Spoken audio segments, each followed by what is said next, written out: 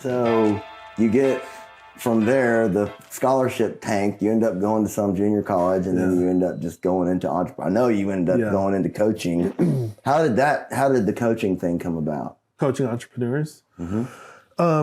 So in my 20s, I was a part of IPO'ing Telenav, which was like a huge thing that I had no idea what was going on there. Initial public offering, for those of you who don't know what IPO means, okay? Yeah. That's when a company goes public and they go from being mom and pop to Microsoft. It's a big deal. Yeah, so lo and behold, what I didn't know is most companies that IPO don't get rich. Right.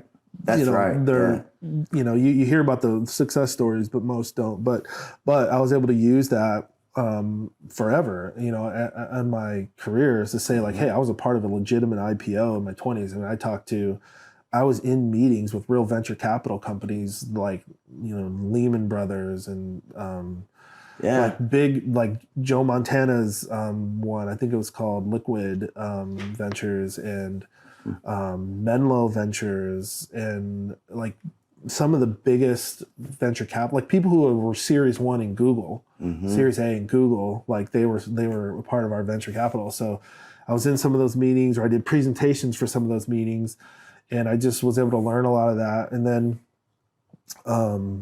I ended up getting a big fight with my boss, and then I just quit because I thought I was cooler than the company. Yeah. And that was a stupid thing to think. That you think it's cool when you're making a ton of money and you're in your 20s, but I'm the man. You learn later like that was a dumb decision.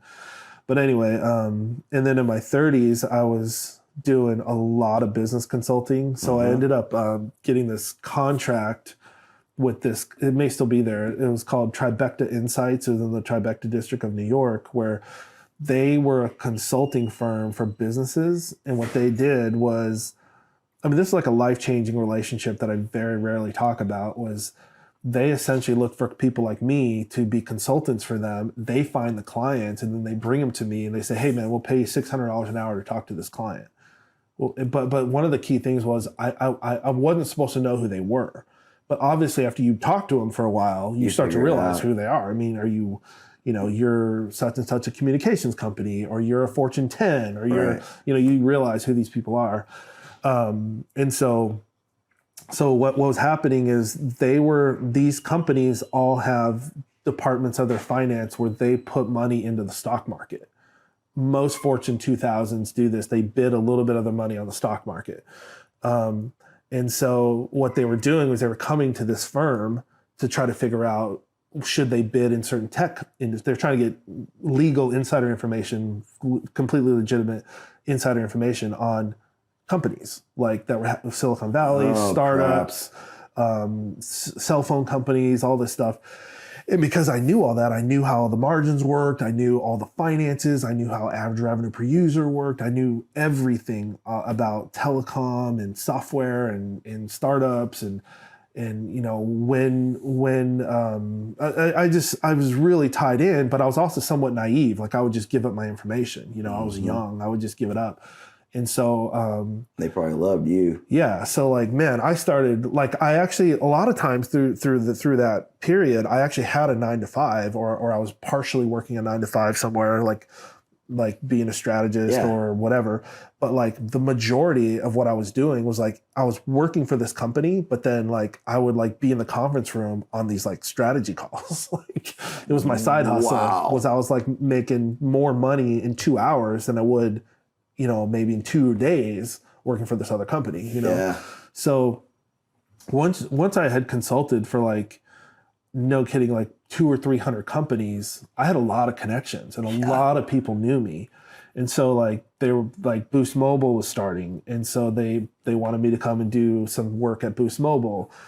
So I got recruited through some friends because I consulted at Sprint, and then dude. So I got asked to help start them. We took that from 0 to, I want to say it was 4.4 million subscribers in 2 years. So we blew up that, and I did some really innovative stuff there.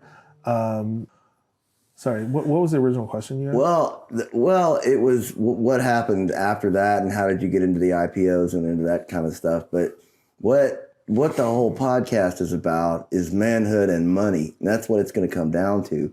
So really, I just kind of wanted the audience to see your experience and how it is that you're qualified to talk to people about both.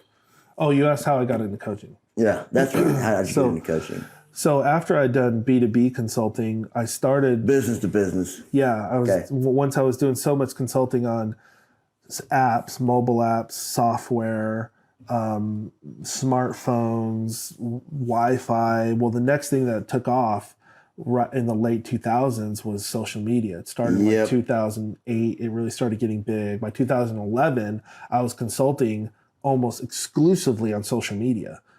It was crazy. Like, and everyone on the outskirts was making fun of it, but we were like, dude, this is going to be huge. Yeah, like wherever people go, where eyeballs go, marketing dollars go. Yep. And it doesn't matter where it is. And so that's a good point. So that's what we were consulting on, is we were telling people, man, if you want to reach, X million people or hundreds of thousands of people, and you only have that kind of budget, what you really need to do is make a video on YouTube and use this search engine, blah, blah, blah. And they were like, what?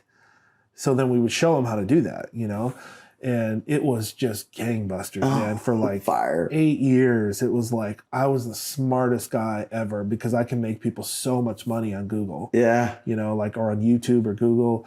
And I love it. And then like we were also teaching people how to utilize email lists and build email lists. So like you'd be surprised, these huge companies like AT&T or whatever with millions and millions of emails, marketing dollars, and they've never emailed their list.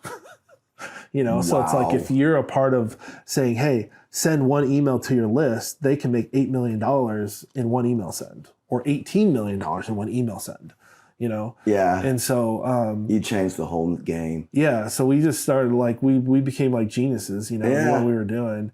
And then I got asked to be a part. The reason I moved from LA, I was in California and LA a lot back then. And then I got asked to move to Plano, Texas. So I was trying to get to Texas or some more non-crazy political state. I got asked to help start this big division that was at the AT&T Innovation Center in Plano. And so that was a really cool thing. We can talk about that some other time. But really, what I was seeing like in the mid, like I would say around 2010, I was seeing like, I would say 2010, 12, 2015, as I was seeing like there was going to be a massive wave of what I call like solopreneurism, where like people weren't just going to be being an entrepreneur asking for money like we were doing.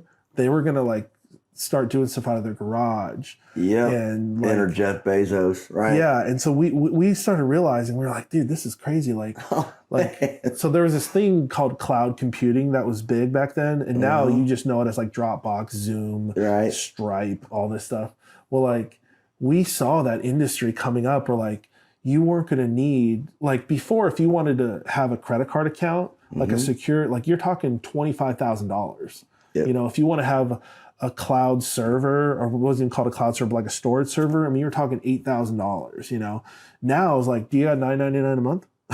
Yeah. You know what I mean? Like that's what the cloud did and that's what every single entrepreneur, everybody who watches this, I mean, they're watching it through cloud apps, And so we saw that coming up, and I was realizing, I was just matching this thing of like, all these people have these desires to bring services, their voice, they want to sell something, they have an idea, maybe they make a belt, or they have a recipe, or they're into yoga and they want to teach it, or, I just knew like this was going to be a massive wave of literally like 100 million people were going to all of a sudden realize in like 2 years, like I could actually start a business. And you saw this coming? Yeah, whether it was Shopify or Amazon FBA or selling something on their own, online sales funnels.